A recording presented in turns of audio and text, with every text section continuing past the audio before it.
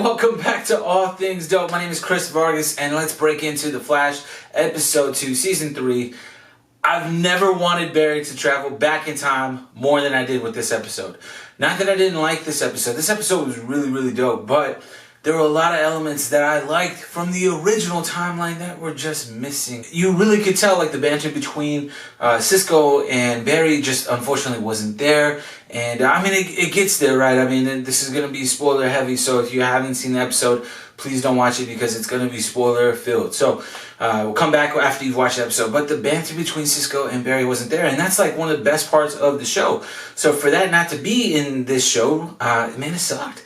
I didn't like it. I really did not like that portion of it. I did like the element of Jay Garrick stopping him from actually going back in time further and messing things up even worse than they were before. And I like the way that he explained how this time travel works. You know, he shows him the cup and how it breaks, and how even though he puts it back together, it's still never the same. And so that's a great explanation for how time travel could possibly work. And it's the first time really that we've seen this rule of time travel ever happen, at least to my knowledge. I mean, I've watched a lot of time travel movies, Back to the Future, Looper. I mean, there have been a lot of movies that do it, Time Cop, you know, all these other movies talk and explain time travel, but never in this sort of context. Like, nobody's ever talked about this third possible timeline. We've always talked about how there is like the original timeline, and then that runs parallel is the alternate timeline. But if you fix whatever you broke here, you could go back to the original timeline. That doesn't really happen in this version, and so it's kind of it's different, and it gave me a different feel.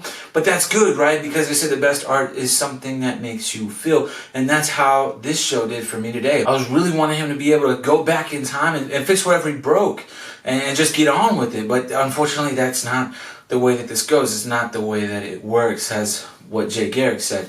And also, that conversation between Barry and Jay, man, golly, that was really, really heavy. Like, because the dude is not his dad, but he has his face. Like, that is a very, very heavy thing. I mean, I know some of you guys may have fathers that you've dealt with your entire lives, but as a guy who grew up without mine, if it was me in that situation, it'd be very, very, very awkward. This guy, he has my face, but he's not me, and he's giving me advice. Or for Barry, it's this guy that has his father's face, but is not his father.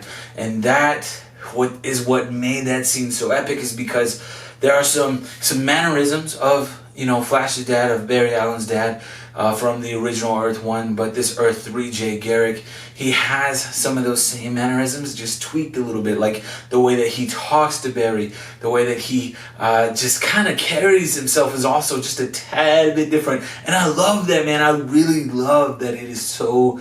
There's a difference. There's a noticeable difference between Earth 1, Barry Allen's dad, and Jay Garrick. My gosh, it is really incredible. And if you're like me, you've watched the episode like 2 or 3 times, so you'll be able to catch up on these things that maybe some other people are not. And if you're not watching every Flash episode at least twice, you absolutely should. There's so much good, amazing things that you may have missed out on the first watch. So always go back and always watch it at least twice, just because it's definitely worth it to pick up on all these little things that you didn't notice the first time. And I love doing that. So every episode of The Flash so far has been really good. I'm definitely, if I was going to have to grade this, I would definitely give it an A-. There were just a few things that I really wish that could have changed. For instance, the whole let's go back in time and let's fix this thing. I really wish that rule existed in this world. Obviously, it does not. And you know what?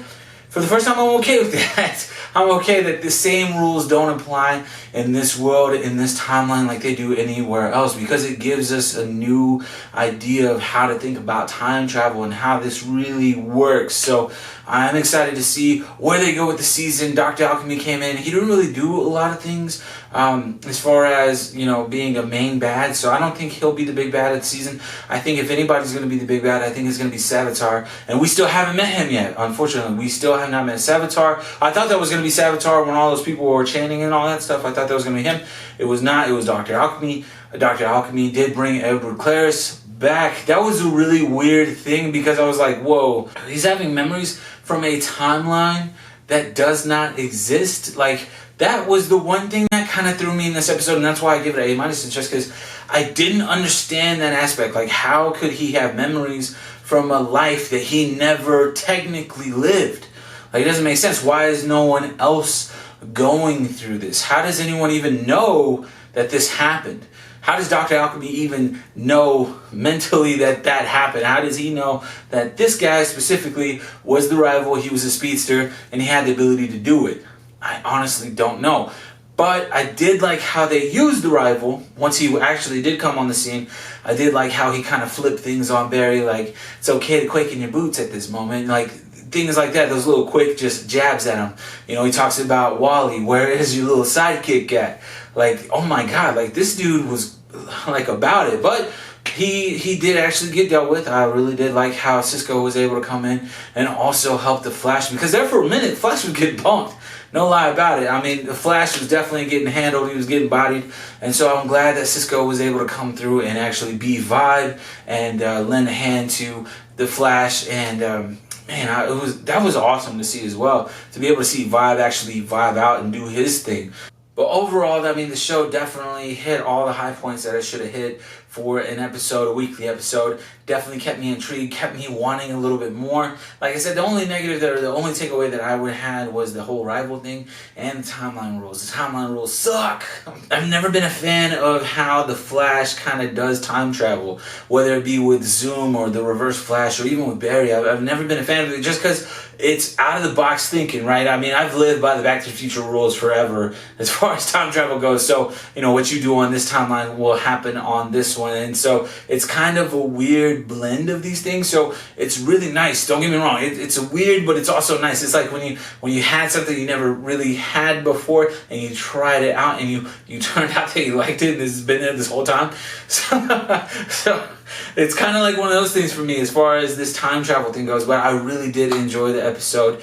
It was definitely awesome. Thank you guys so much for tuning in today. I know New York Comic Con, there was a lot of things that I wasn't able to talk about just because I had a wedding to go to. I was crazy busy with work, so I will absolutely break that down tomorrow about what I thought about John Wick 2, as well as the new Power Rangers trailer and some other things that happened in the New York Comic Con that I felt were super dope. So definitely be on the lookout for that. Again, thanks for everything, guys. My name is Chris Vargas. I'm out. Peace.